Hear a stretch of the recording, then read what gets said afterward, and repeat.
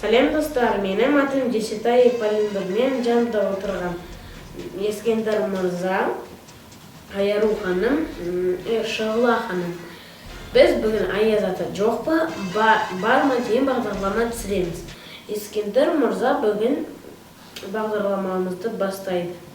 Мен ойлаймын, Аяз ата жоқ. Неге сен олай ойлайсың?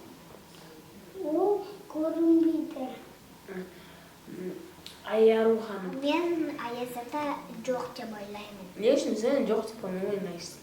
Өйткені мен Аяз ата көрген жоқпын. Олар Аяз атаның киімін алып, өздері Аяз атаның кейпін ойнайды. Мен Аяз атаның бар деп ойлаймын. Өйткені мен оған хат жазамын. Ол маған сыйлық береді. Сіздерге қандай елдің астына подарок әкелді Аяз ата? Маған қуыршақ лау. Сізге? Елдің астына ол Аяз ата қойып отыр.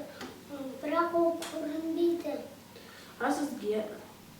Маған куклалау.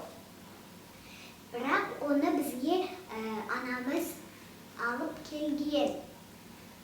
Жоқ, оны бізге Аяз ата қалдырып қойды.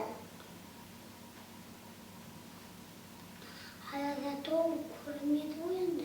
Енді біздің бағдарламамыз аяқталды. Лайк басыңыздар, біздің канал подписываться етіңіздер біздің каналымызға. Сау болыңыздар.